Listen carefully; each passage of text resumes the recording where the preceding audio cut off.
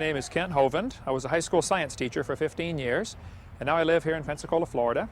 And it's a great privilege of mine to be able to defend the Bible against those who believe in the theory of evolution. What you're about to see is one of my debates that I do at various universities on this subject of creation and evolution.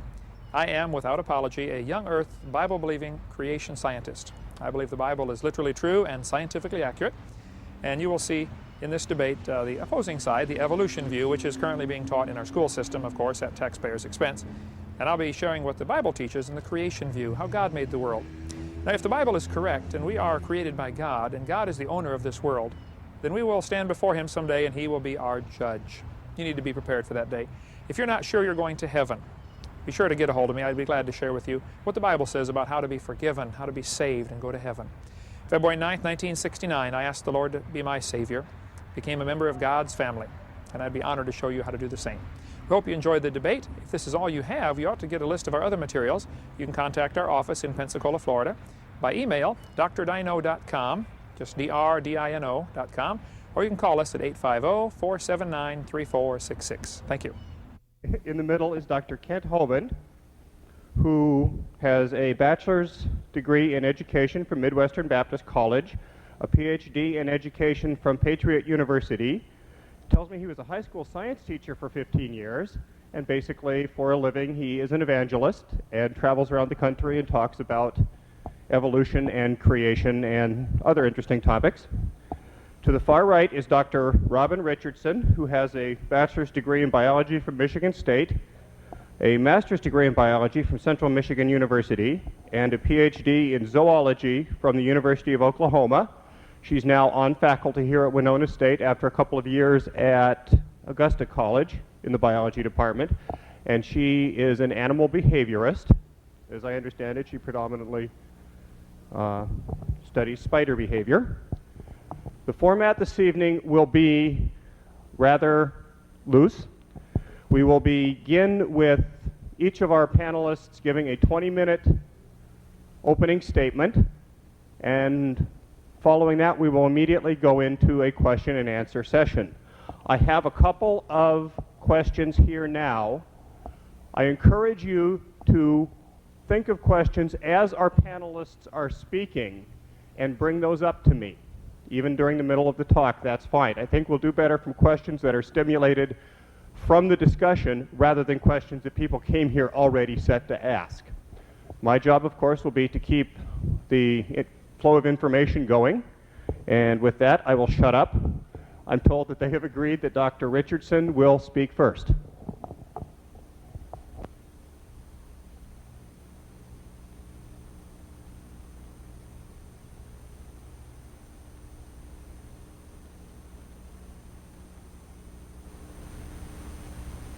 Novel concept.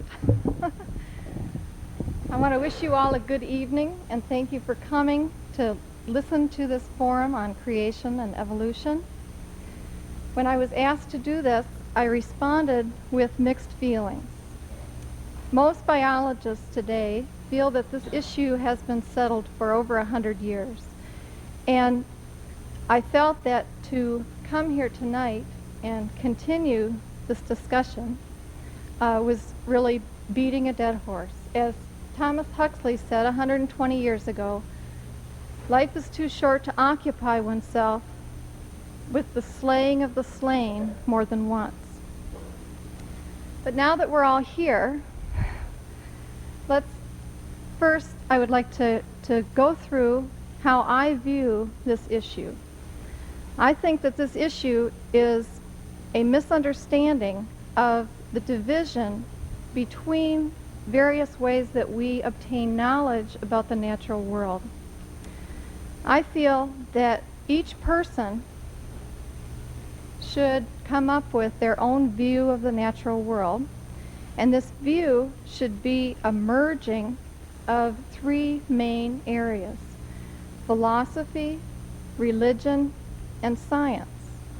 In philosophy, we ask questions that we can build on premises using the rules of logic. We ask questions like, is the mind separate from the body? We can't answer that question in science. We can't answer that question in religion. We answer that with our philosophy. Conversely, in religion, we answer questions that are based on faith. We answer questions like, is there a God? That question should not be answered by science. Science deals with the material world, the observable material world. Science is further subdivided into physics and chemistry, which are considered the hard sciences, and which are derived from mathematics.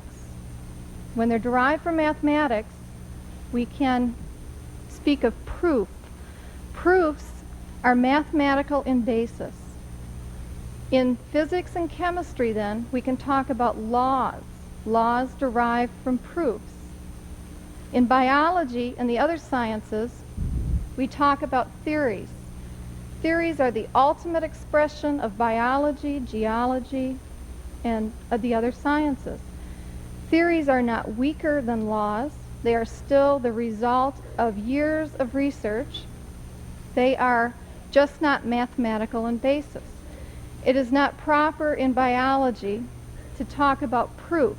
You can't ask for proof in biology because proof is mathematical in basis. Biology is not mathematical in basis. So those are some of the misconceptions. I think people blur the lines between their methods of gaining knowledge about the natural world, and they run into confusion. So let's look at some of the sciences and see how those sciences contribute to our knowledge of the natural world and of evolution. First of all, evolution is supported by modern geology and paleontology, two areas that are not overlapping with biology. Historically, geology was dominated by the catastrophists. Catastrophists believe that life existed during periods, and those periods were interrupted by catastrophes. They fell into two schools.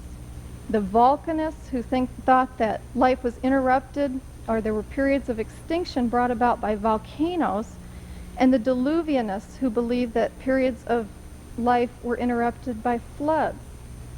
The early diluvianists that looked in the fossil record found 4 major periods of extinction, and they said that there were historically then 4 floods. The catastrophists were overcome in the 1830s by uniformitarianism. Uniformitarianism is the modern theory in geology. Uniformitarianism says that forces that we see on Earth today account for the physical makeup of the Earth. So we don't need to talk about catastrophes. We can just talk about processes in common observation today. This uniformitarianism gave geology and gave our knowledge of the natural world extensive time, so that with uniformitarianism, the Earth has been dated at 4.6 billion years.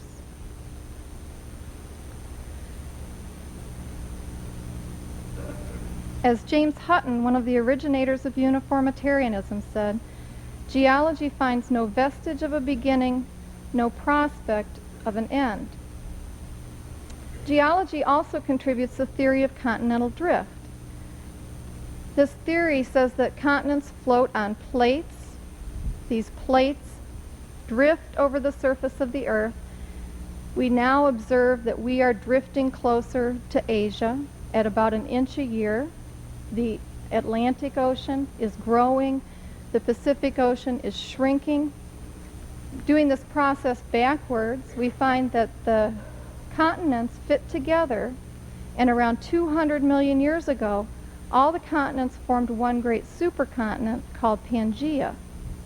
So continental drift, another theory of geology, also gives us this extended period of time in Earth development. Also contributed by geology is the fact that the early Earth's atmosphere was fundamentally different from that of present-day Earth. We know this because some of the older rocks contain iron that is not oxidized. Iron that forms in the presence of oxygen is oxidized, so this early atmosphere was a reducing atmosphere, not an oxygen-containing atmosphere. And oxygen was derived later when life first formed. The first forms of life produced oxygen as one of the products of their metabolism. So later rocks contain oxidized iron. Physics dates the origin of this universe at 14 billion years, dramatically supported this past summer when the satellite, I think we all heard about the satellite out in space that picked up the ripples left from the Big Bang. So physics, another branch of science separate from biology, separate from geology, and a science that's based on laws and mathematics, gives us another picture of a universe that is at least 14 billion years old. Biology, the science of my primary concern, underwent a synthesis in the 1930s and 1940s. So now we're from geology and physics supporting this period of time that we need for life to evolve. We come to biology. Biology underwent a synthesis, as I said, in the 30s and 40s. This synthesis brought together all the different areas of biology under the theory of evolution. In biology, we have only a very few theories. One of these is cell theory, that says that all organisms are made of cells. This theory is supported by our observations, as evolutionary theory is. The synthesis then basically allows us to make predictions based on evolutionary theory in each of the subsciences of biology. Genetics gives evidence for a monophyletic origin of life, okay, for a single organismal origin of life on Earth, and a mechanism by which beneficial traits can be inherited. The genetic code contained in our DNA is universal. Our DNA codes for amino acids which build proteins, and all DNA in bacteria to humans contains the same code. Genes exist in various forms, giving us individuality, and we pass half our genes to each descendant. Genetics has given evolution rich detail, and the two subdivisions of biology are today inseparable.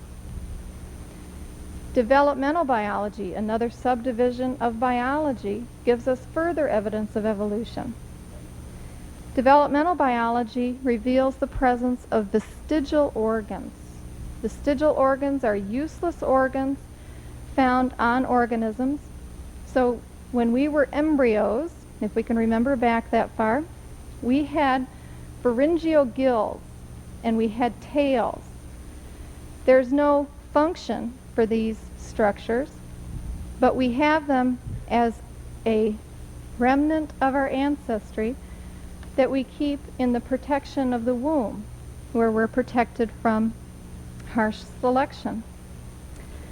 Anatomy and morphology independently surmise that a single occipital condyle at the base of your skull is primitive, whereas two occipital condyles is advanced. This primitive condition is found in older organisms in the fossil record, which is separate then from the science of anatomy and morphology. And so we have confirmation of this observation of primitive character in the fossil record and in the science of anatomy and morphology. In my own area, animal behavior, we're constantly observing behaviors explainable in the context of evolution by natural selection and otherwise inexplicable. One example comes from egrets. When egrets are studied, they nest in colonies, During years of low food, the oldest chick pecks the next oldest chick pecks the chick beneath it. Each of these chicks exhibit this aggression when there is low resource availability. And during periods of low resource availability, each nest gives rise to one strong chick rather than spreading the resources between chicks. So this is predicted by evolutionary theory that each parent will maximize its output by allowing this aggression and allowing the strongest chick to prevail in each nest. Taxonomy, the naming of organisms, has changed from an early ununified science where each organism was named separately and no relationship was observed into the modern science of systematics, which incorporates evolutionary relationships into the name of each organism. So now when we name an organism, we must consider the evolutionary relationship of that organism before it takes a name. So each of these subsciences gets information from evolution and gives information back to evolution, the science of evolution. The study of ecology describes relationships between organisms and their environment. In ecology, we have found that competition for resources results in a division called resource partitioning. And this resource partitioning leads to a divergence in the types of organisms living in the same place at the same time. Biogeography, the distribution of organisms, made no sense until its father, Alfred Russel Wallace, co-discovered evolution by natural selection with Charles Darwin. Today, we expect and find unique island populations and commonalities between continents, only recently separated. Thank you. Study any subdivision of biology or study paleontology and find more than examples and support for evolution. Everywhere you look, the evidence and predictive power are overwhelming. My colleagues for the last few weeks have been giving me examples, and I'm sorry that I haven't been able to share all these examples with you because of the time limit. Creationists ask us to abandon reason, discard evolution because its teaching offends their religious orthodoxy. Christian scientists are offended by germ theory. Should we abandon our teaching of the immune system and our reaction to infectious agents? Historically, alchemists believed they could convert any element to any other element. Do they deserve equal time in our chemistry classes? I believe this is not a debate between creation and evolution, but between creation and modern science, because evolution is supported by all of the modern sciences. I ask you to accept evolution as a reasonable explanation of biological diversity. As Charles Darwin said, there is grandeur in this view of life, with its several powers, having been originally breathed into a few forms or into one, and that while this planet has gone cycling on according to the fixed law of gravity, from so simple a beginning, endless forms most beautiful and most wonderful have been and are being evolved. Thank you.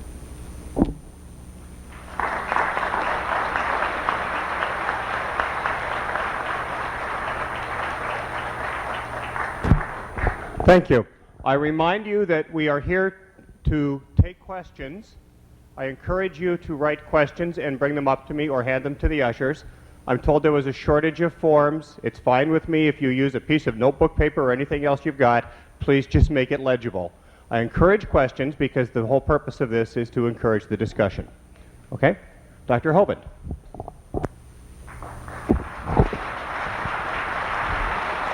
Hello. All right, is this one on? Can you hear me back there? No, I got the switch on here. Get it in closer, okay. Appreciate you coming tonight. I'm from Pensacola, Florida, where it's a little warmer than it is out here. About froze to death when I got off the airplane. I believe this subject of creation evolution is a far cry from a dead horse. Some have wished it would die and get buried so they could go on and live their lifestyle the way they like without a God. I believe is one of the major motivating factors for the rapid acceptance of the theory of evolution in the 1800s in the midst of the Industrial Revolution. But it's certainly not a dead horse. There's a very rapidly growing movement of creation scientists, men with extremely great academic credentials who will say, we strongly believe in creation. There are still many thousands of scientists who do believe this earth is young, less than 10,000 years old, and that it did not and could not have evolved, even if it was billions of years old. It simply could not have happened. I would challenge you to read the quote book. I have several copies here you can come take a look at. 130 quotes by evolutionists, leading brand name evolutionists who are saying, look, we have no proof. Sorry, you know. She quoted each of the different brands of science, the biology, earth science, physical science, taxonomy, etc., as giving evidence for evolution. And we'll get into more of that in the question and answer session, I'm sure. I believe this subject is extremely important because what you believe determines how you behave. It settles your worldview, as we call it, and there are basically only two options. Either this world created itself or somebody else created it. If you believe in the philosophy of evolution, you will look at this world through the worldview of evolution, and your behavior and your attitudes on a multitude of subjects will be vastly different than a creationist. For instance, people divide on the question of creation and evolution down the same lines and into the same camps that they divide on the question of abortion and euthanasia and pornography. If there is a God that we have to be responsible to, then it throws a different light on your attitude and your behavior in a number of extremely important subjects. I believe kids should see both sides. For 70 years in the Soviet Union, students were sheltered from any information or knowledge about capitalism. There was a deliberate censorship in all the libraries and all the universities to keep students from understanding and learning about how capitalism can work. Students were not taught in the Soviet Union how to develop their own business, how to be successful in business, how to make money. They were not taught that. That was taboo. And now that they have a little freedom over there, they don't know what to do with it because they haven't been given the information. The students did not see both sides fairly in an academic situation. Students today are not being presented both sides fairly, the evidence against evolution, the evidence for creation, which I strongly believe in. I taught high school science 15 years and now travel and speak on this subject, generally in churches and schools. I do a lot of university and college seminars and debates and things on this topic because I think it's extremely important for the welfare of our society that students see both sides. It is a religious question. Evolution is a religious belief. They defend it with religious zeal. There is no scientific empirical evidence to back it up. There are many who strongly believe in it. I strongly believe in creation, though I was raised to believe in evolution. I believe this is a religious question and it's not going to be settled. It's a belief that some people choose to have. If you go ahead and flip my slides on, let me run through just a couple of things quickly. One of the main ingredients that evolution depends upon and must have is lots of time, billions of years. If it could be shown that the world is not billions of years old, the argument would be over in the first round. If there is any empirical evidence, I've got a number of things. I thought we had 30 minutes, so I'm going to have to skip a few. My wife, Jo, just graduated from college finally. I have 3 kids, one of each. Let me skip up a few things. Adolf Hitler said, if you tell a lie long enough and loud enough and often enough, the people will believe it. The secret to getting a lie believed is constant repetition. Hitler knew that and certainly practiced it in his society. It's used in advertising. They do it with cigarettes and cowboys. Always putting the two together when there is absolutely no relation between smoking and cowboys. No relation at all. You don't have to smoke to be a cowboy, and all cowboys don't smoke, and if you smoke, you don't become a cowboy. There is no connection. But by constantly pounding away with that type of advertising, people subconsciously start to think, man, if you're going to be a cowboy, you got to smoke Marlboro. It's an advertising technique, and it's very effective. The same is done with sports and alcohol.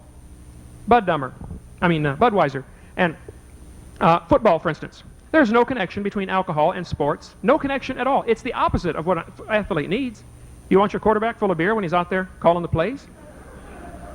There is no connection. But they have successfully sold the idea that somehow, if you go to a sporting event, you got to drink. If you're going to be an athlete, you got to drink. When actually it's the opposite of what any athlete needs. They are polar opposites. That is exactly what has been done in the teaching of science. For the last 30 years especially, and I have an extensive collection, probably nearly all of the public high school science textbooks from all the major publishers and many of the grade school textbooks. Here's the way it's done. This is a first grade textbook from Merrill Science. Let me focus a little bit. A first grade textbook, picture of a dinosaur, and it says, Earth has changed much since its formation 4.5 billion years ago. The students are taught when they're in first grade, the world is 4.5 billion years old. They teach them again in second grade. Since its formation 4.5 billion years ago, Earth has changed. Life, too, has evolved on Earth. First and second graders believe everything you tell them. You tell a kid that in kindergarten, first grade, second grade, third grade, you keep repeating the lie over and over and over, and he's going to believe it just because that's all he's heard all of his life. It doesn't make it true, but it becomes true by virtue of repetition.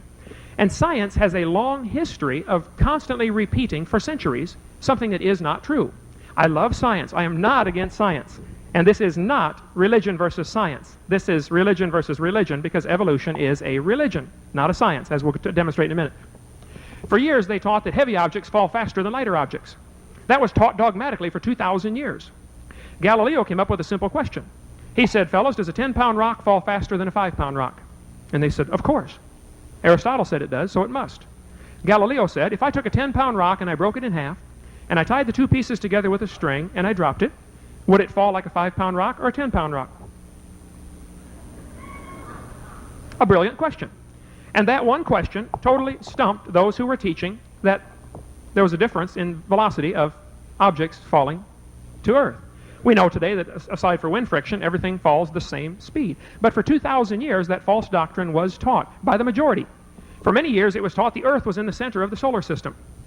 As the evidence accumulated from the planets' movements, they began to notice that several of the planets go backwards for a few weeks as Earth passes them up. Mars and Venus and others have backwards loop. So they developed elaborate theories to try to rescue the geocentric theory. They came up with theories of epicycles. They said, well, the planets are not only going around the Earth, they're going in little circles while they go in their major circle, epicycles. The mathematics became horrendous to try to justify that. What they should have done is abandon their basic fundamental theory. The Earth is not in the middle. And today we have many elaborate theories trying to satisfy and justify and resurrect and save the theory of evolution. We have the punctuated equilibrium, the hopeful monster theory of Gould and Goldschmidt and Niles Eldredge and those fellas. And there are 14 different varieties of evolution out there, all of them disproving the others. And what they ought to do is abandon the basic concept. This world could not evolve, did not evolve. George Washington was bled to death by his own doctors in 1799 because they taught the doctrine of humors. They said if a person is sick, he has bad blood. Now, the men that taught this, that bled George Washington to death, were sincere, they were highly educated, extremely intelligent, and wrong. And we have professors today that sincerely, honestly believe, I don't question the intelligence, I don't question the educational level, I don't question the motive in most cases, but it doesn't make them right. The majority is not always right, and in a multitude of instances has been wrong. I'll give you a few examples. The first law of thermodynamics says that matter cannot be created or destroyed. Well, there is obviously a physical world here. So how did it get here? If matter cannot be created, how did it get here? It's just a fundamental question. Where did matter come from? The evolutionists have come up with the Big Bang. The telescope last summer supposedly saw the results of the Big Bang. What they said they detected, and some overzealous reporter got a hold of that and blew it out of proportion, they said they saw 30 millionths of a degree difference in background radiation. The guy who invented the sensing mechanism on the telescope said, I don't know where they got that. He said, that thing won't sense 30 millionths of a degree. It's not that sensitive. And if there was 30 millionths of a degree difference, that still does not prove it came from a Big Bang. It could prove it was created perfect and is decaying, declining. It's not proof for either side. And no, there is no evidence for the Big Bang. There's a multitude of evidence against it, but it is taught dogmatically in the textbooks. Here's an example. Prentice Hall, General Science, 1992. 18 to 20 billion years ago, all the matter in the universe was concentrated into one very dense, very hot region that may have been much smaller than a period on this page. I was on the airplane flying to California years ago, and I happened to sit next to a professor from Berkeley University. I don't know if you know anything about Berkeley, but Berkeley is not a Bible college. And as we were flying out there, the professor and I got in discussion on creation evolution. We had a 4-hour flight together from Dallas to Berkeley and to San Francisco. And he said he believed in the Big Bang Theory, and he told me that he said all the dust in outer space 20 billion years ago started drawing together into this little tiny dot, And he said it was spinning faster and faster, which is just what they say in the books. It spun faster and faster, and finally it exploded out into space. Boom! The Big Bang. I said, sir, could I ask you a couple of questions? He said, sure, go ahead. I said, where did matter come from? Who made matter? He said, well, science has not been able to answer that question. I said, okay. Second question. Where did, you said all this matter, all this dust in space started drawing together. What made it get together? He said, well, gravity. All particles have an attraction for each other. And I said, sir, I understand that. I teach physical science. Physics is one of my courses. I understand gravitational attraction, acceleration due to gravity, the inverse square law. I teach all that stuff. But that doesn't explain where gravity comes from. Who made gravity? Who made the laws that obviously govern this universe? The laws of gravity, centrifugal force, inertia, etc. There are laws that govern the worlds. Who made them? He said, well, I don't know. I said, okay. You said it was all squeezing into this little bitty dot, spinning real fast, and it exploded into space. I said, where did the energy come from? It requires energy to make something move. You have to put energy in. Where did the energy come from? He said, well, I don't know. I said, okay, sir, can I ask you another question? He said, sure, go ahead. He was 0 for 3 so far. I said, does Berkeley University, where you teach, have a merry-go-round? You know what a merry-go-round is, don't you? You go round, round, round till you puke. You've been on those before. He said, no, we don't have a merry-go-round. I said, well, that's unfortunate because you can put 6 kids on the merry-go-round. If you get 6 fourth graders, put them on the merry-go-round, and get the football team out there to push it as fast as it'll go. We're going to get the merry-go-round going clockwise as fast as it'll go. Now, if you have a digital watch, you may not know what clockwise means, so you see me afterwards, I'll explain that. But we're going to spin the thing clockwise. The kids are going to go through 4 very distinct phases on that merry-go-round. They're going to start off in phase 1. They'll be screaming and yelling, oh boy, this is fun, let's go, faster, faster. You get up around 30 or 40 miles an hour, the kids are going to enter phase 2. That's where they stop screaming, and they just quietly concentrate on trying to hang on for dear life. You get up around 60 or 70 miles an hour, they enter phase 3. That's where they're screaming again. But now they're going to be screaming, stop, stop, slow down, let me off. Don't stop, keep going. You get up around 100 miles an hour, or maybe sometimes less. You enter phase 4. That's where the kids begin to fly off the merry-go-round. Now, when the kids fly off the merry-go-round, you will notice a neat phenomenon. If the merry-go-round is going clockwise, as the kids fly off, they will be spinning clockwise until they encounter some resistance like a tree or a pole or the parking lot. They'll be going the same direction as the merry-go-round was. That's one of the laws of physics called the conservation of angular momentum. In a frictionless environment, if a spinning object fragments, the pieces that spin off spin the same direction because the outer part is already moving faster than the inner part, and so it maintains that same rotational velocity, same rotational direction. The conservation of angular momentum is a well-known law, and the professor on the airplane said, oh yes, Mr. Hovind, I'm familiar with that. I said, would you explain something to me then? He said, sure, go ahead. I said, if the universe started from a Big Bang 4.6 billion years ago, would you explain to me why all 9 planets in our solar system go around the sun counterclockwise while the sun spins clockwise? The sun spins backwards once every 25 days. This is a microcosm of the macrocosm. How could we end up with 9 planets going one direction and a sun spinning the opposite direction? It could not have come from a Big Bang. How did it happen? He said, well, I guess I don't have an answer for that. I said, okay, no problem. I said, these planets are not only going around the sun, these planets are spinning around themselves. However, 7 of the planets are spinning one direction, counterclockwise like the Earth viewed from their north pole. 2 of them, Venus and Uranus, are spinning backwards, possibly Pluto. I said, how did the 2 planets get going backwards? He said, well, I guess I don't know. I said, okay, no problem. I said, there are 50 or 60 known moons in our solar system. Out of those 50 or 60 known moons, at least 11 spin backwards. 4 of them travel backwards around their planet. How did this happen? He said, well, I don't know. I said, would you agree that that's pretty hard on the Big Bang Theory, that if this little microcosm is part of the macrocosm, that goes against the known laws of science? He said, well, you have a point there. He said, how do you think it happened? I said, well, I think it's pretty simple. I think in the beginning God created the heaven and the earth, and God did it that way on purpose, just to make the Big Bang Theory look. 30 million years ago, these animals evolved. They are ancestral to both humans and modern apes. Ancestral to humans? They don't seem to be able to figure it out. For 30 years now, we've been teaching the kids they are nothing but an animal. And if you look in the public schools today, many of them act like animals. And they don't seem to get the connection. It's a direct result of what we are teaching them. If I told you that if you kissed a frog, it would turn into a prince, you would say, no, Mr. Hovind, that's a fairy tale. But in the universities and high schools in this country, they teach frogs do turn to princes if you add one magic ingredient. And it's not a kiss. The magic ingredient that changes a frog to a prince is time, billions of years. Between 3 billion and 3.5 billion years ago, it is in all the textbooks. You see it everywhere. You see it on Carl Sagan's show. Sagan, Cosmos. billions of years ago, and in National Geographic, they talk about over billions of years. It's just, that is a fundamental belief in evolution. They have to have billions of years. I have nearly 500 scientific evidences that the world is not billions of years old. And those that want to teach real science need to give an answer to every one of them. You would have to overcome every obstacle in order to say the world is billions of years old. If I said this building is 8,000 years old, that could be easily disproven by a number of factors. Electricity wasn't around 8,000 years ago, as far as we know. So you could prove I was wrong in that statement. Dr. Richardson says the world is 4.6 billion years old. The human population speaks very loudly against that. The population chart here indicates the whole thing started less than 5,000 years ago. Well, the Bible teaches there was a flood that destroyed the whole population of the world and began 5,000 years ago. How much time left? 20 minutes? Good, don't keep track. Okay. The sun is burning and shrinking 5 feet per hour. The sun is burning 6 million tons of hydrogen per second converted to helium thrown off into the atmosphere. The sun is shrinking. All astronomers realize that. The shrinking sun at that rate, and we don't know if it's linear or geometric, I understand that, but 20 million years ago the sun would have been big enough to touch the earth. If they want to teach the world is 4.6 billion years old, they better have an answer for the fact the sun is shrinking. It is shrinking. The magnetic field of the earth is getting weaker and weaker. NASA says the half-life is 830 years. 15,000 years ago, nothing could live on Earth because the magnetic field would have been too strong.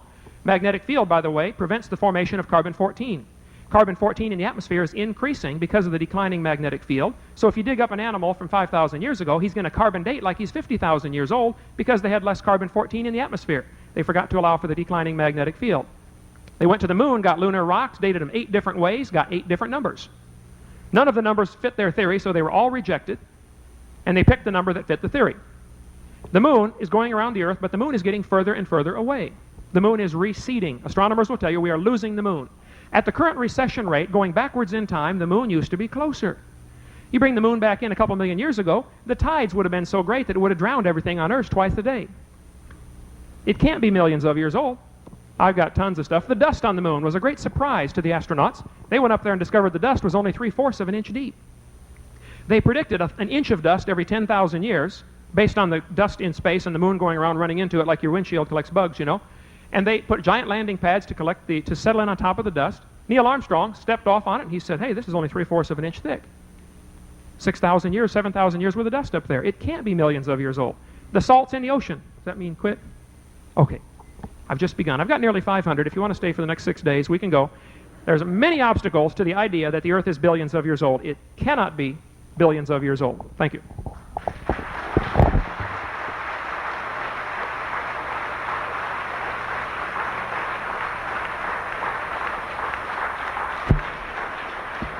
Thank you to both of you. Again, I remind you, if you have questions, please, we have ushers in the back who I understand it will bring the questions up to you if you just raise your hand or stick them out in the aisle or something else. We have a number, and if you don't mind, I'll begin right with them. We're going to start with a rather simple one, and I guess I'll ask Dr. Hovind to address this first, and then Dr. Richardson to respond. Is creation still going on? Is it possible that evolution is the means of creation? I would say absolutely not. My idea, the God that I worship, does not use blind random chance. He knows what he wants first time, and he makes it right first time. There's no need for progressive creation. The Bible certainly teaches he was finished and done on the 6th day, and he rested the 7th day. There has been no more creation, only preservation and decay as it is falling apart from the curses on the earth, and we are definitely falling apart. Our rotational velocity is declining. We're losing our speed, indicating it can't be millions of years old. I got another one in there. So, no, I don't believe creation is still going on. It was a finished one-time act. The evolutionists will quickly say that evolution of many species is no longer going on either. Ask them why, since chimpanzees are still having babies, none of the chimpanzees are becoming more human. They will say, well, they reached a state of perfection. So evolution has, for all practical purposes, stopped or slowed down to the point where it's not visible to observe. So really, both are taking the same evidence that there is nothing changing dramatically now. Both are interpreting it in light of their preconceived idea. Okay, thank you. Dr. Richardson, is it possible that evolution is the means of creation?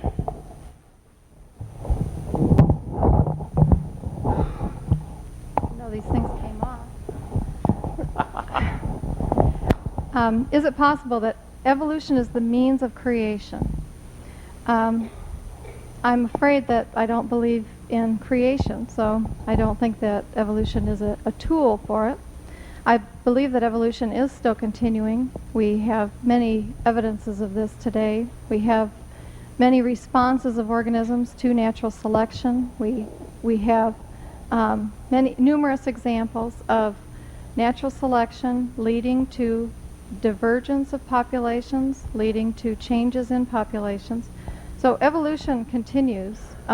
Whether it's a tool of creation or not, I'm not here to answer a religious question. Okay, thank you. I'll direct the next question to you first then, Dr. Richardson.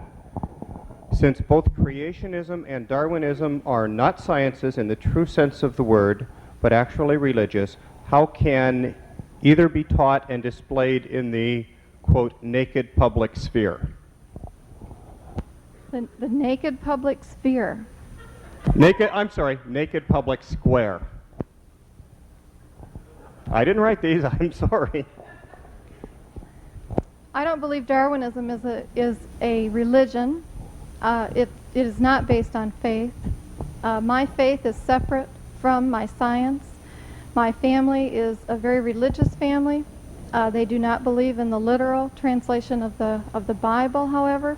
All of my family keeps their religion answering questions of religious significance and keeps their science, their reasoning mind, working and answering questions with respect to reason. Okay, thank you. I'll bet it would. Very good. I think we probably get a squeal if we're all turned on at the same time, so don't get too surprised if all of a sudden our eardrums are destroyed. If creation happened quickly, why do we see an evolutionary order in the fossil record? You may begin. Okay. If creation happened quickly, why do we see an evolutionary, what was the question? Progression? An evolutionary order in the fossil record. Okay, we do not see an evolutionary order at all in the fossil record. Nearly all types of fossils have been found in every single layer. There have been human skeletons found in so-called Cambrian rock. The truth of the matter is the entire geologic column, the 12 different layers of geologic column, is a hoax. It does not exist any place in the world except in the textbook. I taught Earth Science 13 years. Geologic column does not exist. If there is an order to the fossils, and there is a slight order, birds are generally found on the top. That would be positive proof of a flood because, number one, in a flood situation, a bird's the last one to drown. And when he does drown, he's got hollow bones and feathers, so he floats. Of course, he's buried on top. But there is no true, definite order to the geologic column, and it certainly does not support evolution. Modern horse skeletons have been found in layers lower than Eohippus. Okay, thank you. Dr. Richardson. Would you like me to repeat the question? Please. If creation happened quickly, why do we see an evolutionary order in the fossil record? Thank you. There is an evolutionary order in the fossil record. The geologic timescale was written by early geologists who were all creationists. Creationists constructed the geologic timescale and used it to support their theory of successive creations. Early creation theory said that there were 4 separate creations: spontaneous generation or creation following each of 4 successive floods. So the geologic timescale is well studied, well delineated.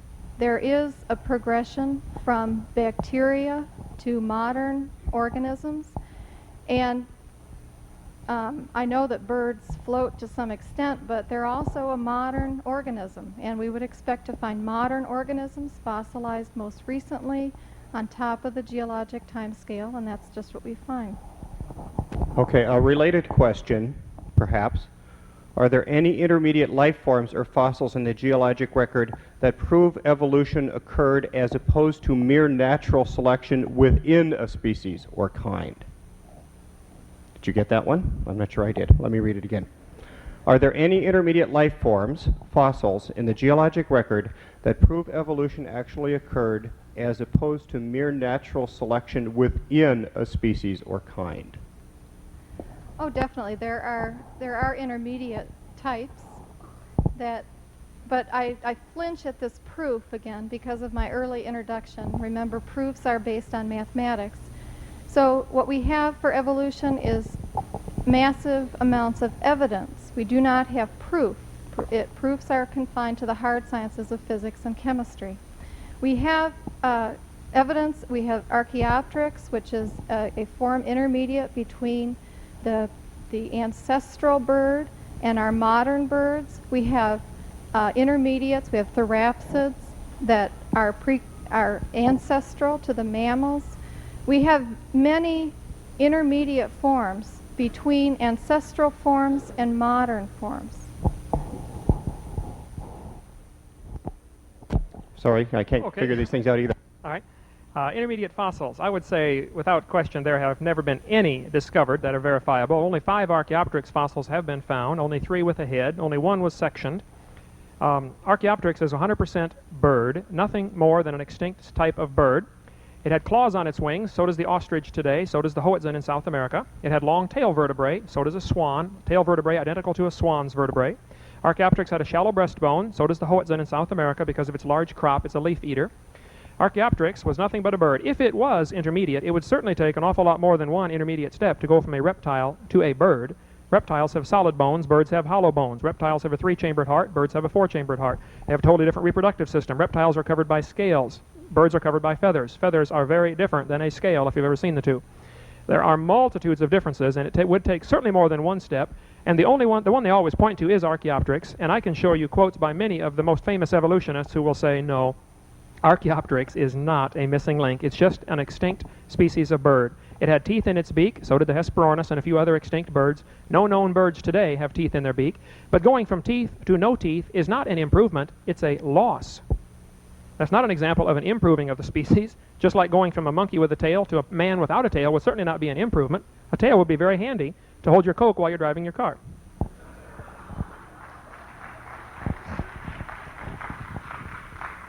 Okay, Dr. Hovind, you get to start the next one. I think. Is that where we're at? Okay. Did the atmosphere originally have oxygen in it? If it did, would that not bind with the precursors of life, making original spontaneous generation of life? If it did not have oxygen in it, I assume, would not the UV radiation snuff all life originally formed? Complicated question. The original atmosphere apparently has always had oxygen. The only reason they came up with the reducing atmosphere with the experiments from Urey and Miller and those fellas was they knew that if there were oxygen, it would destroy the life that it created. It would oxidize and couldn't survive in the presence of oxygen. Dr. Richardson said that the oxygen in our atmosphere is a result of life producing this oxygen. There's an awful lot of oxygen on the Earth. I believe it's the second most abundant element on the Earth. We have a little problem there with the development of these complex elements from simpler ones. We've never seen that happening. We see a number of elements that decay and get simpler. Nothing increases in complexity. That's never been observed. You can't change it to anything more complex. So I would say the Earth has always had oxygen in the atmosphere. Those that have studied the deeper strata rocks are finding oxygen there. There is oxidized iron found in nearly all layers of the so-called geologic column. But again, it goes back, if you assume the geologic column is true, and you assume evolution has occurred, and everything has to be interpreted in light of that evidence, the geologic column becomes the Bible to the evolutionist. Everything must fit the geologic column, or the evidence is rejected. So that's the whole problem was Lyell and Hutton and Cuvier and Steno and some of those fellows who developed the geologic column. Many were creationists. Dr. Richardson's exactly right. I'm certainly not one of those who believes there were 4 catastrophes and 4 different creations. The creationists in the 1800s were simply wrong. They taught the fixity of the species. They taught there is no variation at all. They said if there are 240 different kinds of dogs, then God must have made 240 kinds of dogs. That was a mistake. That is not true. There is a tremendous amount of variation available in the genetic code. So the evolutionists overreacted to the creationists who were wrong. The evolutionists said, well, hey, all the finches that Darwin saw probably had a common ancestor. The creationists said, no, if there's 40 kinds of finches, then God made 40 kinds of finches. And the creationists of the 1800s were wrong. All Darwin's finches did have a common ancestor, and the ancestor was a finch. Yes, there is variation. Yes, there is speciation, but it stays within the same kind of animal. But the finch does not have the same ancestor as the tomato and the whale and the hamster.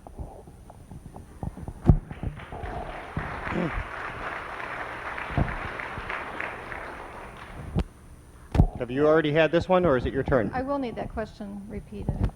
Pardon? I will need the question repeated. Oh, dear. I think it was about Thanks a oxygen. lot. Wasn't it about oxygen? Did the atmosphere originally have oxygen in it? If it did, would that not bind with precursors of life, making original spontaneous generation of life? If it did not, would not the UV radiation, that means ultraviolet, snuff all life originally formed? No. The initial atmosphere of the Earth did not have oxygen present. I cited the iron formation as one point of evidence on this behalf. And I wanted to reply to a couple points that Dr. Hovind brought up. First of all, there's a common misconception between the second theory, the second law of thermodynamics, disagreeing with evolution. The second law of thermodynamics says that in a closed system, the amount of disorder is constantly increasing. Disorder is not the same thing as complexity. So when we talk about complexity through evolutionary time, it has nothing to do with order versus disorder. A paramecium is every bit as ordered energetically, which is what the second law of thermodynamics talks about, as we are. So evolution does not fly in the face of the second law of thermodynamics. That is based on a misconception of the second law of thermodynamics. The second law is referring to the amount of usable energy. The amount of usable energy in the closed system that we call the universe is constantly decreasing. That has no bearing particularly on evolution. Okay, next question, if you'll stay there. You continually use fossils as proof of evolution.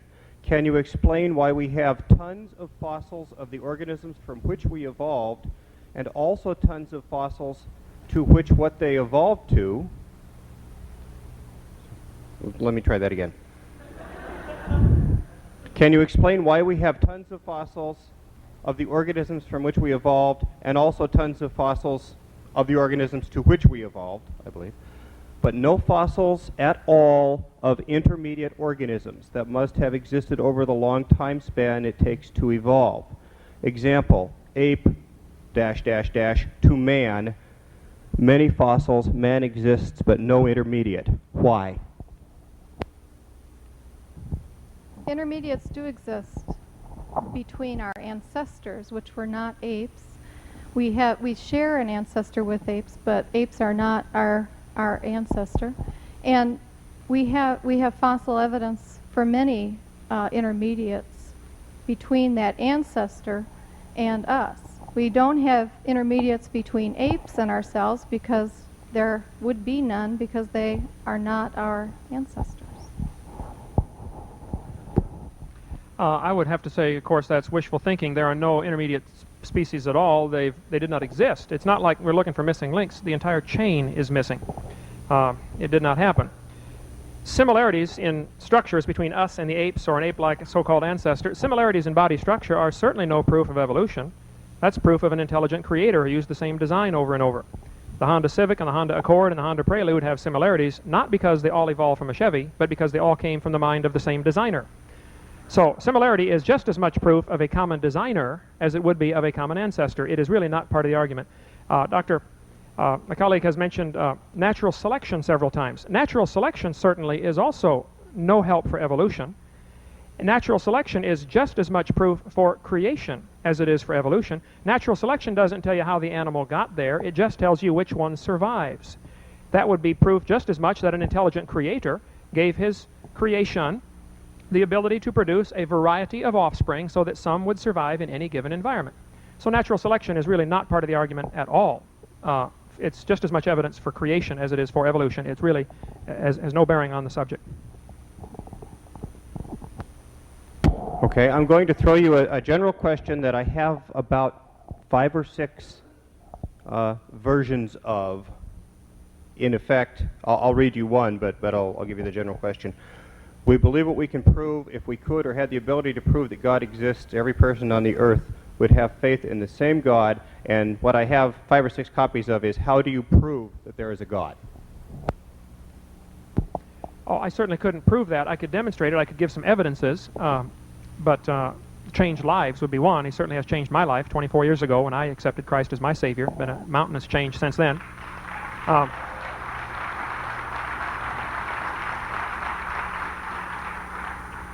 But I would say asking for proof of something like that, I could, of course, turn the question around and say, give me some proof, show me what gravity is.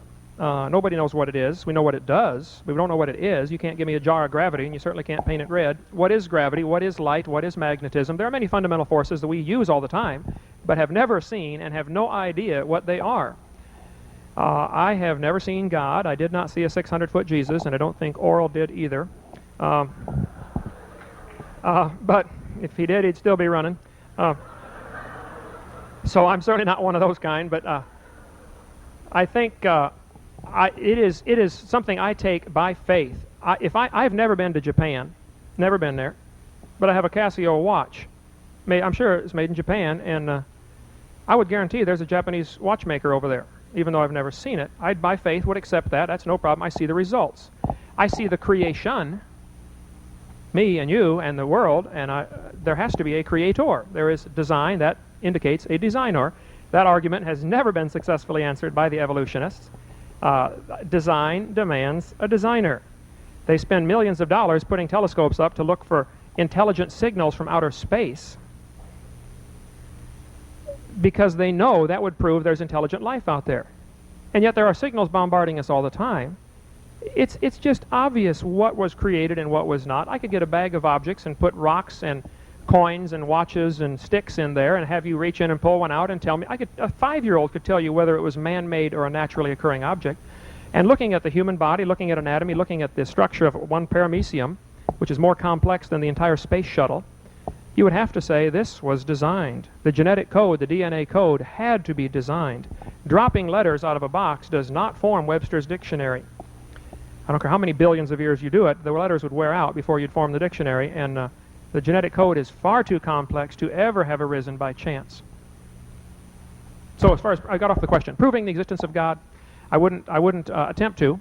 I would say that's something you're going to have to take on faith, just like the evolutionist takes on faith that there is a mysterious motivating force driving toward more complexity by pouring energy in. Adding energy to a closed system doesn't improve order. You can run a tornado through a junkyard and you'll never assemble a Boeing 747. Increased energy input. Hurricane Andrew did not assemble any buildings down in southern Florida, even though it tore up several lumber yards. Okay, thank you. I think we need to go on if we may.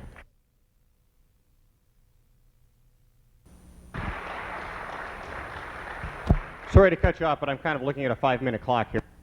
Do you wish to handle how do we prove the existence of God, or perhaps something close? I would refer to my opening remarks, and I keep my religion as one part of my life and my science as another part. My science I subject to evidence and material observations. My faith is just that. It is part of the non-material world, and it is answerable with questions directed by faith. Thank you. Dr. Richardson first here. I'm going to throw you, paraphrasing what I've gotten 5 or 6 copies of here. Is there anything that evolutionists know for sure, not just, quotation marks, theory, and a number of the others have to do with how does a scientist define theory versus how does a creationist define theory? Well, theory is defined as a fact in science, a fact based on empirical evidence. And a creationist, I believe, adds religious faith to that equation, and I would find that an inappropriate use of that. Now, is there anything that evolutionists know for sure? Is that the question? Correct. Again, I get my hackles up whenever I hear prove, with respect to biology. We weren't listening in the beginning when I talked about proofs being confined to the sciences of physics and chemistry. So please, listen a little bit so we don't have to do this. So does evolution have evidence? Is there evidence of evolution? We have the fossil record. We have the current study of animal behavior, where if we ask questions in an evolutionary framework, we have predictive power in answering those questions. We have the science of ecology. We have subsciences. All of the subsciences of biology provide evidence for evolution and use evolution to give it predictive power. So yes, we have more than you can imagine. Volumes and volumes. If I brought my library and lined it up here next to Dr. Hovind's library, just the books that I read teaching an evolution course this term, we fill the Winona Library is stacks and stacks of books on evolution. These are not speculation. They are empirical evidence upon empirical evidence. The entire fossil record, the entire subsciences of ecology, animal behavior, taxonomy, all of the subsciences, physiology, anatomy. Biology is full of empirical evidence for evolution.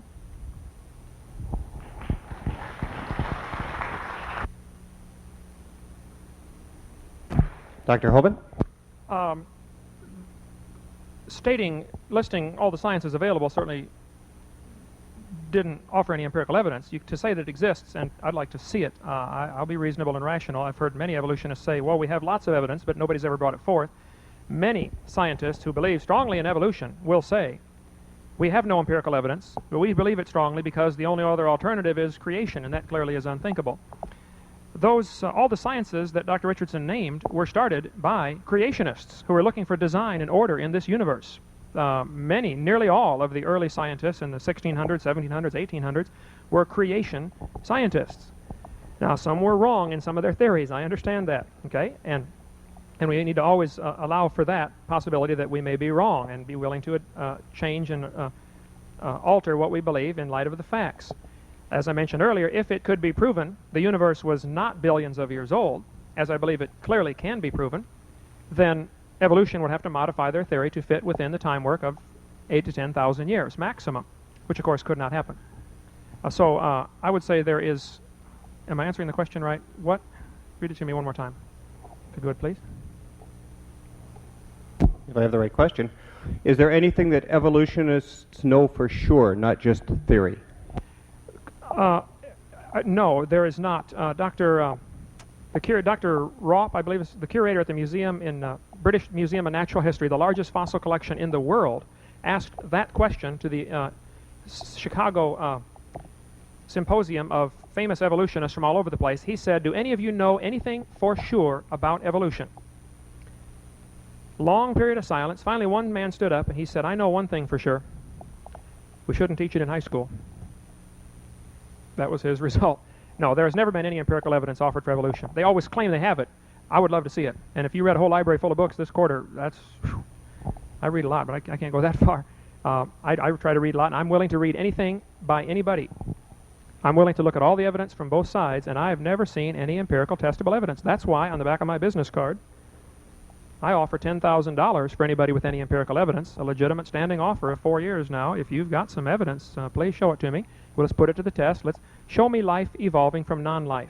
Let's do it in the laboratory. Miller certainly didn't. He made a few simple amino acids. That's building the building blocks. He didn't make a cell, certainly nothing that reproduces itself. We've never seen an animal change to any other kind of animal. It has never been observed in the fossil record, and it's not happening today. Chimpanzees today are still having babies, and they're still chimpanzees. Nothing changes. Okay. I'm going to throw at you, Dr. Hovind, a series that I think are all related. And I'm not sure if I can summarize, so let me just quickly read these. They're all kind of the same question in my mind. If there is a creator and he or she created, why would the creator make something like an appendix, a human organ which is useless and even dangerous? Why Why are there certain useless anatomical parts of the body, such as the coccyx, the remnants of a tail, and useless muscles that are gradually disappearing? Isn't it true that 80 to 90% of our enzymes are also found in other animals? For example, pig insulin works in diabetic people. And isn't this evidence that we are biologically related? If human beings aren't related to apes, why do we have the muscles which gorillas and chimpanzees use to oppose their great toe and small toe? There's an anatomist here. They're called the opponents hallucis and the opponents digiti minimi. Sorry, it's not minimus, it's minimi. I happen to be an anatomist. Even though we can't make these motions, why is the bone and joint structure of our great toe like that of our thumb instead of like that of our other toes if we didn't evolve from animals which could oppose their great toes like chimpanzees and gorillas can? I think that's it. That's it? Did I do too many on you? No. I think the question is, why do we have evidence of things that would be evolutionarily remainders of things we don't use anymore? Okay, I think the vestigial organ argument, of course, certainly does not prove evolution at all. That is, again, examples of losing something, not gaining something, which would be the opposite of evolution if they did exist. When the human anatomy was first being discussed and discovered back several hundred years ago, they had a list of 180 vestigial organs. The tailbone was one, the coccyx, the different muscles in the body, the appendix. I don't know of very many reputable doctors that would say there are any vestigial organs. To my knowledge, there's no such thing as a vestigial organ still on the list. It simply was a lack of our understanding. For years, they thought the pituitary gland was a vestigial organ, something we did not need, which certainly you do. The coccyx, the tailbone, is definitely not a vestigial organ.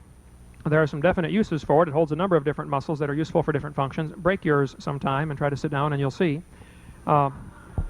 And again, losing a tail would be an example of a loss of information, not a gain. A tail would be a handy thing to have. So vestigial organs do not exist in the first place. And I was very disappointed that Dr. Richardson referred to vestigial organs in the embryonic stage. The ontogeny recapitulates phylogeny theory was disproven 50 years ago. The human baby never has gill slits. They are different folds of skin that develop into different parts of the respiratory and hearing tract.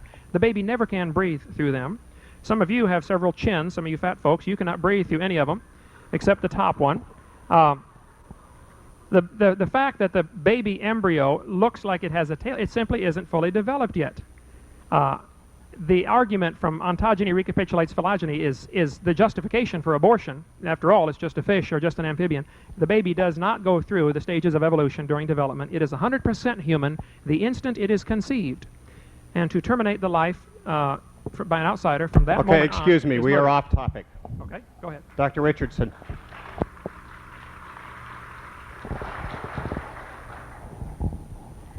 Embryonically, we do have gill slits. They are vestigial. By definition, vestigial is useless. So, of course, we don't breathe through them. They are remnants of our ancestry. The ontogeny recapitulates phylogeny has been disproven. We do not pass through our ancestral stages, but that has nothing to do with our continuing to show some of these vestigial organs because we are not subject to natural selection as strongly in the womb as we are once we come out of the womb. So when we're in the womb, we are protected, and there is not selection to get rid of some of these useless structures that we don't use. Vestigial, by definition, is non-usable, so of course you don't breathe through them in the womb. But pharyngeal gill slits do give rise to structures of the ear, structures of the jaw. Embryologically, they correspond very well to the pharyngeal gill slits of our ancestors. So we have many vestigial organs. Vestigial, by definition, is useless. So. Okay, I didn't just happen to pick this one out. It addresses the same thing, and maybe you can just say, I already answered this, but it provides some information toward that. You mentioned that the pharyngeal gill slits are vestigial, but modern embryology has proved this wrong, as Dr. Ashley Montague, an anthropologist, stated, quote, "The theory of recapitulation was destroyed in 1921 by Professor Walter Gerstang in a famous paper. since when no respectable biologist has ever used the theory of recapitulation because it was utterly unsound, created by a Nazi-like preacher named Haeckel. To whom do you go for your source of research on embryology? I see two questions in here. Is it true that no respectable biologist has ever used the theory of recapitulation? And to whom do you go for your source of research on embryology? Okay, I go to my embryology classes and I go to my readings of embryology when I talk about embryological origins. And I see that I've confused people by using the pharyngeal gill slits as my example. I did not mean to imply that I adhere to this old ancient theory of ontogeny recapitulating phylogeny. Stephen Jay Gould wrote a book about this subject in which he very thoroughly took care of any vestigial doubts about ontogeny recapitulating phylogeny. So my source for, what was the other part of the question? Sorry, Ed. Is it true that no respectable biologist has ever used the theory of recapitulation? Well, it was respectable for a time until it was disproven. So I wouldn't slander historical biologists for using a theory that they didn't know any better about. Okay, thank you. Dr. Hovind. Yes, Dr. Richardson in her opening comments was giving the sciences that support evolution, and she said developmental biology supports evolution because of vestigial organs, including gill slits and tails while the baby is in the mother's womb. So she is using ontogeny recapitulates phylogeny. We've got it on tape. It is still in the textbooks, that's for certain. I have nearly all the textbooks, and it is in there. They are still teaching in many of the textbooks ontogeny recapitulates phylogeny. They will list evidences for evolution, and they will talk about embryonic development proving evolution. Similarities in a microscopic stage, of course, when the animal is smaller, it's tougher to see the differences, but it still doesn't prove they have a common ancestor. Similarities could easily prove a common creator. The idea that there are similarities in development and similarities in the adult stages, two bones in the wrist, does not prove a common ancestor. It proves a common creator. Both can argue that as their point, and it's a moot point. It's not part of the argument. Similarities have nothing to do with evolution or creation. Both are going to take that for evidence for their side. Thank you.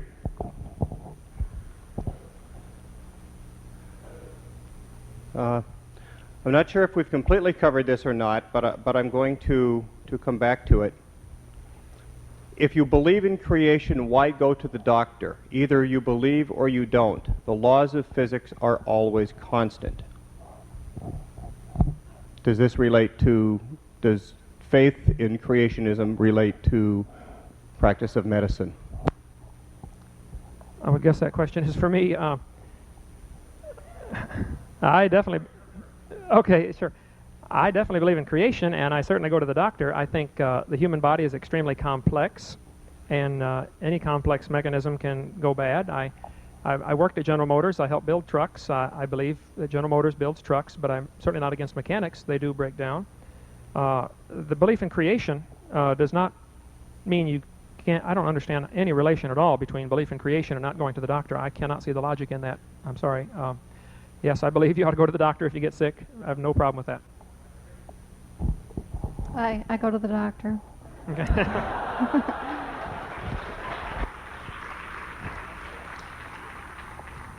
Okay. You're next, or you're first up next then. Dr. Richardson, how does evolution explain development of the sexes and variety of species from one cell? Development of the sexes. So they want to know about the origin of genders in reproduction. How does evolution explain development of the sexes and variety of species from one cell? Okay. Let's see, the theory of evolution takes us from simple cells to multiple cells, all of which undergo asexual reproduction. And when we get to the multi-celled organisms, we see the origins of, some of the single-celled organisms that are further derived do exchange gametic information, which we would consider the role of sexual reproduction. So evolution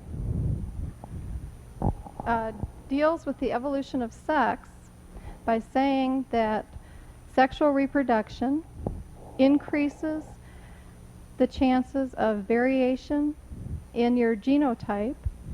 Okay, every time you produce gametes that are half of your genome, and when these combine, genetic recombination is possible, allowing further variation in your genome. And variation is the stuff of evolution.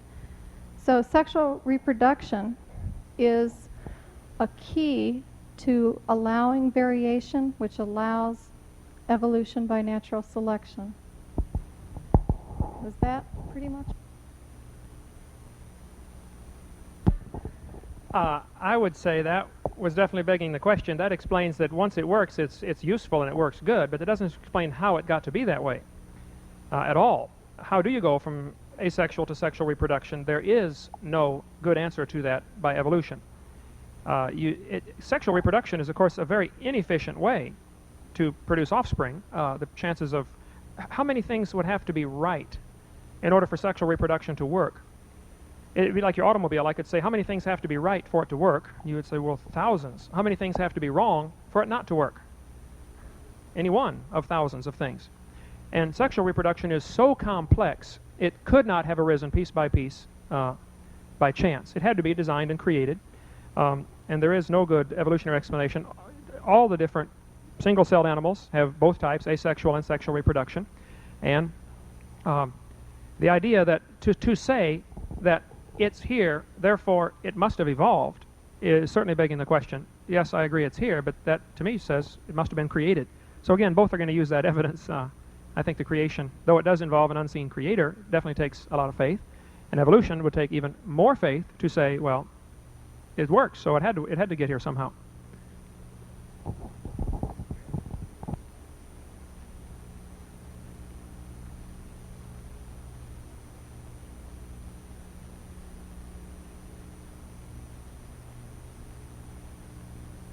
Then I guess my next question for you, to begin with, why isn't the ocean floor as old as predicted? The formula distance equals rate times time says so. Why isn't the ocean floor as old as predicted? The formula distance equals rate times time says so. You can pass on these if you wish. Yeah, I don't think that question is put together the way the person was intending it to be. The sediments in the ocean definitely indicate a young age for the ocean. There's not enough sediment down there to indicate millions of years of accumulation. That's why the continental drift theory is so important to the evolutionary theory, because they have to develop some way of getting rid of ocean sediments because it simply is not there. I lived by the San Andreas Fault. I'm very familiar with the continental cracks in the place, and the Earth is shifting and twisting, but again, that does not prove it's been going on for millions of years. And similarities of shapes, Africa and South America would fit together. That does not prove they broke apart millions of years ago. I could say this building and the building across the street are oriented the same. That does not prove they broke apart and the blacktop oozed up between them. Similarity of shape is determined by the water level. If you raise the ocean 500 feet, Chicago becomes on the beach, and the whole Amazon jungle would be flooded, and that similarity of shape would disappear. So the ocean sediments are a real problem for the evolutionist. As far as the continents spreading, it may be that the Atlantic is getting wider. The only research that I'm familiar with that was done on that was the satellite where they bounced lasers from Europe and America for 8 years till the satellite finally fell out of parking orbit. They did not actually see any movement of the continents, so they attributed the maximum allowable error to atmospheric twinkle, 0.46 arc seconds, as the laser goes through the atmosphere, and said, well, they must have moved and we couldn't detect it. So there may be movement. I'm not saying there's not. But the idea of continental drift and ocean floors is very important to evolution because it gets rid of an embarrassing problem because there is not enough ocean sediments. As a creationist, I have no problem with that. The oceans are not billions of years old. That's why the sediment's not very thick. Thank you. Dr. Richardson? Well, I can account for an absence of sediments in the ocean by the theory of continental drift. Which is? Which is that the continents float on tectonic plates and that the The continent of North America is drifting closer to the continent of Asia. The Atlantic Ocean is spreading. We see seafloor spreading in the Atlantic Ocean. Seafloor spreading is accompanied by volcanic activity, things we can just go down and look at. It's not real elaborate bouncing satellites or anything. We just measure distances. And we see seafloor spreading in the Atlantic Ocean. The Pacific Ocean is considered much more ancient. It's the ocean that surrounded Pangaea 200 million years ago when the continents formed the supercontinent. And the Pacific Ocean is shrinking as we drift closer to Asia. This used to be scary before we made up with Russia. The thought that we were drifting towards Russia every year was scary to some people, but now we don't have a problem with that. Okay. The next one for you, then, I believe Per year, and so I think environmentalism is valuable. I think it goes overboard, and I think many evolutionists are involved in environmentalism as kind of a salve on the conscience for the fact that they don't have the right God to worship.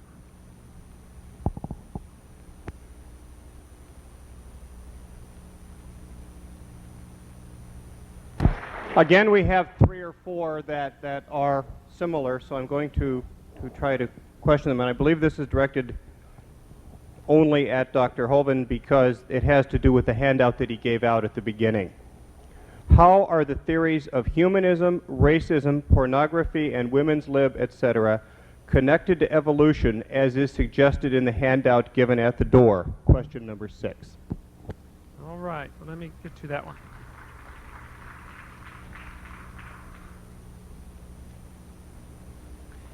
The idea that there is no supreme being, that man is the God of this universe, that we make our own decisions based on what we feel is right and wrong as a human species, the idea that there is no supreme being to be accounted to, has given rise to numbers of offshoot religions. Hitler certainly used evolution to justify his genocide and racism. I have Hitler's list. He had the Jews at the bottom as more ape-like. They hadn't evolved as far. The blacks were next. Hitler hated the blacks. He walked out of the Olympics in 1936 when Jesse Owens won the Olympics, a black man. Racism can certainly be traced to the philosophy that different races of people are superior to other races. Whereas in Christianity, in the Bible, it teaches all nations are of one blood. Acts chapter 17 teaches that very plainly, certainly against racism. Let's see, what you wanted? Communism. Karl Marx, of course, after Darwin's book came out, just rejoiced and said, this is perfect to justify my theories of communism. Karl Marx tried to dedicate his book, Das Kapital, to Charles Darwin. Marx knew full well the importance of evolution on communism, and without evolution, communism would collapse. They have to have evolution to support their theory, their economic theories and political theories of communism. As far as how it ties in with abortion, the ontogeny recapitulates phylogeny. Back to the same question. Is the baby human at the moment of conception? It has 46 chromosomes. It is going to develop into a human without intervention. Would we be upset if a woman killed her baby 6 weeks after it was born? After all, it's her life, it's her body. Doesn't she have choice anymore if it's going to interfere with her lifestyle? Somebody's not thinking on this argument. As far as socialism, the idea that it's man's duty to take from the rich and give to the poor, the Robin Hood philosophy, everybody should work together and we should make people contribute to those who do not work or will not work or cannot work. Socialism ties right in with many of the philosophers of the 1800s who were avid evolutionists, including many in the United States. Which other ones did they ask about on there? Women's lib? Blah, blah, blah, blah. We talk about, oh dear, where is it here? Well, that's okay. Well, I'll read you a similar one also then that had to do with question number 6. No, I'm sorry, I can't really find it. Oh, that's right. It had to do with there was a similar question that I cannot find right now that had something to do with why is it that well, I'm sorry, I'm not going to try to paraphrase something I can't read. Okay. Let me find it. That's fine. On the women's lib issue, I would say what I'm referring to there is the type of extreme feminazis that Rush Limbaugh talks about.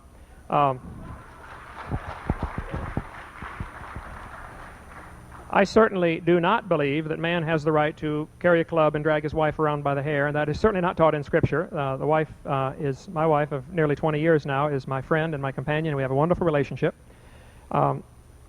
There is a difference in roles. If I was to ask which is better, a horse or a cow, you can't answer. They're different. I'm sorry. You know, one's not better than the other. Are you going to milk it or ride it? You know, there's a difference. So man and woman are different. According to Scripture, they fill different roles. And there is nothing wrong with that. And the idea of trying to make them equal, of course, physically they're not equal. I mean, ask any biologist or go visit your doctor. There is a difference, you know. In the Army, you test all the women, test all the men. The men are physically stronger. They can do more. They can carry a heavier backpack for longer. And there are emotional differences. And I love all the differences. I think it's great. It's wonderful. And God did a great job. But I'm against the extreme feminazi movement, is the best way to put it. The idea of the women's lib, as in my understanding, that, and I think most women are also against it.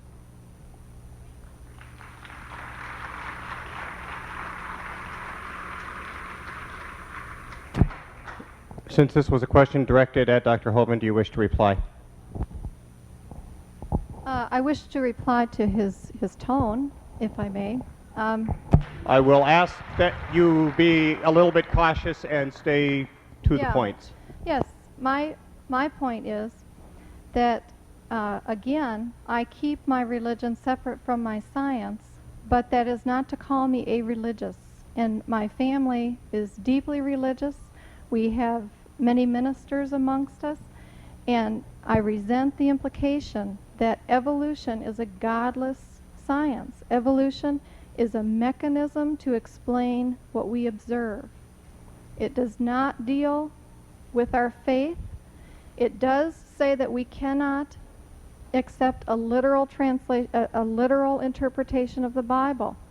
Very few religions today accept a literal interpretation of the Bible. I do not wish to be excluded, therefore, from religion, because I also have another part of my life that observes what I can observe and uses reason, which I believe is a very fine human gift.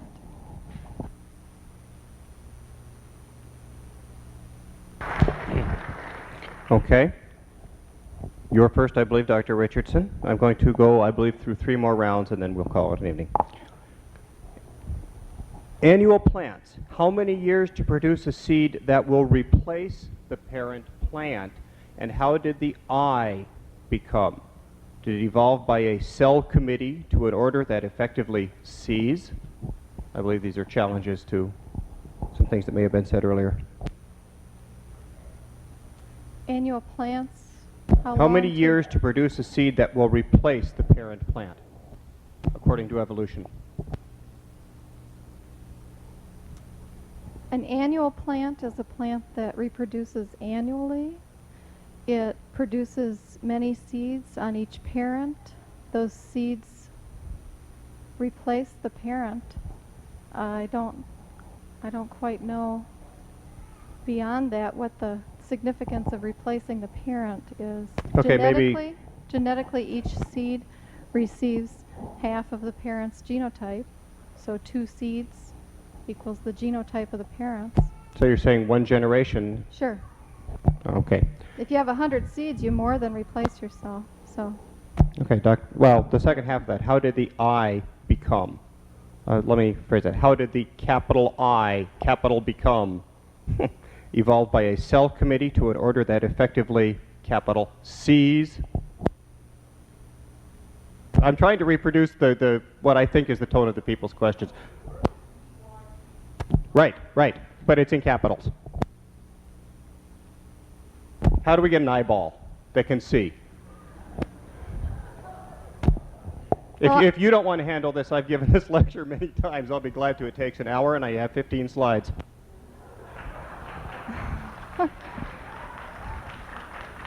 If you'd like to address the evolution of the eye, I'd be happy to let you in. I'm sorry, I was unfairly being facetious. Dr. Hovind. I saw this question on the handout, so I know that it's a nice question to pass up here, apparently. But Excuse me, Dr. Hovind, your turn. Well, I would say it's obvious the eye could not evolve. It had to be created. It's too complex. There's just too much there. Charles Darwin himself said the thing that caused him to shudder was the human eye. He said, I see no way it could evolve bit by bit. What good is a 5% eyeball? If it doesn't work yet, it's of no value. It's a hindrance. Just like a reptile's limb evolving into a bird's wing, it becomes a useless leg a long time before it becomes a useful wing. And the critter gets killed because he can't run as fast, so evolution stops dead in its tracks. It doesn't work. Most things don't work bit by bit. Tires on your vehicle don't work one at a time. They all four have to be there for it to roll. And the human eye, with its billions of complex parts, it had to be created and designed just like a computer program. You can spill Coke in your keyboard and you will not develop a computer program.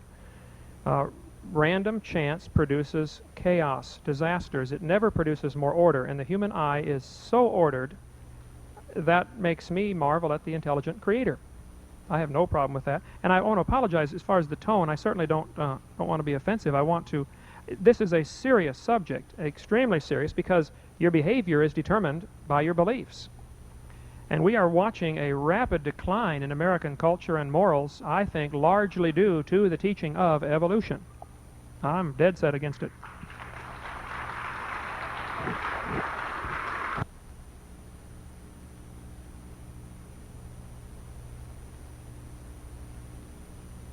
Okay, I'm going to read one that, and then paraphrase a little bit, three others that I have in my hand here that ask similar questions. The theory of evolution is based on interpretation of physical evidence, while the creation theory seems to be based on attacking unanswered or controversial issues of evolution. What concrete physical evidence support creation science? A similar question made a comment that the Bible theory just doesn't cut it. And a series of questions also have to do with how do you reconcile what you're saying with the literal description of creation in Genesis. There are a number here that have to do where the dinosaurs created on the fifth day, etc., etc., etc. We need about 6 more hours on that one. As far as the physical evidence for creation, again, we're talking evidences, not proofs. If I could demonstrate the world was not billions of years old, because the Earth is slowing down 1,000th of a second per day. Every 2.5 years we have leap second. Read Astronomy Magazine, June 30th, 1992. We had leap second. The Earth is slowing down. Well, that means that it used to be spinning faster, obviously. And if you go backwards in time, only 10 million years, the Earth was spinning too fast for life to be here because the winds were 5,000 miles an hour from the Coriolis effect. And if you want to tell me the dinosaurs lived 70 million years ago, well, then we got a real problem because they'd have been blown off the surface of the Earth. Just by the rotational velocity is decreasing. The sun is shrinking. The moon is getting further away. The Earth is cooling down. Jupiter, Saturn are all cooling down. I could go for days on physical evidences that the Earth isn't billions of years old, which, of course, does not prove creation, but it takes away the option of evolution. What evolution has done in the schools in the last 15 or 20 years in the textbooks, and I had lunch yesterday with a school board member in my county, and I'm very active in trying to get evolution out of the textbooks on the grounds that it is just a religion. I don't think they should teach evolution or creation in the textbooks. But what the evolutionists have done is they've used a very faulty logic. They're saying, well, we don't know for sure how it happened, but this is the best option. That's like saying if a person is accused of a crime, he's brought to court, and he can prove an alibi. Judge, I didn't do that crime. I wasn't there. The judge says, well, okay, but you're still guilty until you prove who did it. The innocent party doesn't have to prove who did the crime. He just has to prove he didn't do it. And proving evolution did not happen and cannot happen and does not happen is sufficient. I don't need to be able to prove creation. It is easy to disprove evolution, and that's the real problem is the subject of origins cannot be discussed without religious implications. Okay, I believe the question is more, what is the evidence other than the Bible? The evidence... Not against evolution, okay, but for creation. The evidence for creation is the complexity of life. It doesn't arise by chance. If an explosion in a print factory does not produce a book, it's too complex. And a random variation in chance will never produce anything like we see the complexity of life. So the example of the watch. I've never been to Japan. I've not seen the Japanese watchmakers, but there's one over there someplace. Here, it's too complex to have arisen by chance, and everything in biology is too complex to have arisen by chance. One paramecium is more complicated than the space shuttle, by far. To say it evolved is to greatly oversimplify the complexity of all biology that we understand. So I would have to stand and say, hey, here's the watch. There has to be a watchmaker, though I've never seen him. I would say, here's the creation. There had to be a creator. That's just that simple. I agree. That's going into the metaphysical. I've not seen him. I've not touched him. So. Okay, I'm going to follow that up then with the last of the questions, and again, this is more directed toward you. Okay. And we have a number here that ask the same thing, that have to do with the complexity of the human, as you just discussed and all. How does that rule out that, in effect, evolution is the mechanism by which God has created us? Yes. That again would go back to who do you think God is? What kind of God are you worshiping? Is it a God of random chance that doesn't know what he wants, or is it a God that knows what he wants? I'm sure the people in Japan did not throw the pieces in a dryer and let them clang around for 1,000 years and hope it developed a Casio Databank watch. I think they had a design in mind when they went into it. And there is obvious design in the body, obvious design in everything in nature, and that speaks loudly of a very intelligent designer. Did I get off the question? Was the one about the Bible and where the dinosaurs fit in, or is that different? That was on that question too, wasn't it? That was on an earlier round, I believe. It was on the first half of that question. The summary of all of these is I think comes back to a question we asked earlier that I tried to summarize. Is it possible that evolution is the mechanism God uses? I would say it is not possible that evolution is the mechanism God uses. By evolution, we need to carefully define the term. If there are two very different things that are classed under the term of evolution. There is simple variation. Dogs developing new varieties of dogs, and they will say, hey, that's evolution. No. That's variation. That happens. Florida rabbits cannot breed with Alaska rabbits. They have delineated the species, and they are no longer interfertile. They can't produce a viable offspring. Alaska rabbits can breed with Iowa rabbits, and Iowa rabbits can breed with Florida rabbits, but the two extremes cannot. They have diversified. I understand all that. But that's not evolution. That's variation. They're still rabbits. It didn't change into a hamster or anything else. It's still a rabbit. So that's not evolution. There is no evidence for evolution ever having occurred unless you want to take evidences for variation. So what they do, some people call that microevolution and then macroevolution. The same phenomena could be observed with the weather. We have our daily weather patterns due to a number of forces, but our yearly weather patterns are due to other forces, solar forces outside of this Earth, not related to the heating and cooling. Two totally separate set of events that cause the weather patterns. And we have microevolution, variation, which is God ordained. He created the species with a genetic code that's very complex. My 3 kids are all very different. That's proof of creation. You can buy cars with a variety of options. That's proof of creation. Somebody designed it. Dr. Richardson, is it possible to you that evolution is the mechanism that God has used for creating the human? Yes. Okay. Is that all you wish to say? I would like to say that that I noticed that microevolution is now acceptable, and microevolution is just evolution at a smaller scale. If we accept microevolution, again, remember that the mechanism of evolution is one mechanism of evolution is natural selection. Other mechanisms of evolution are genetic drift, other genetic mechanisms.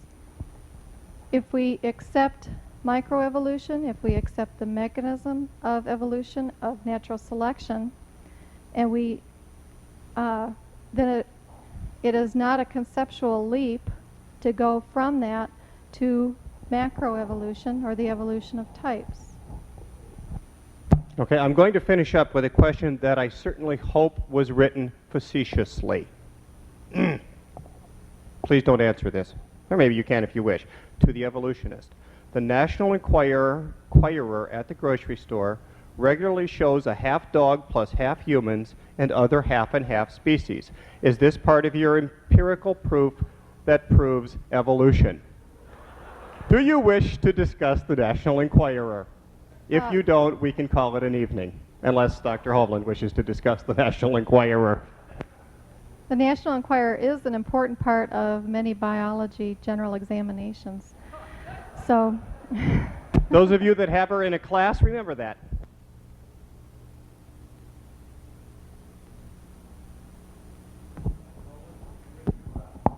I don't think I've ever read a National Enquirer.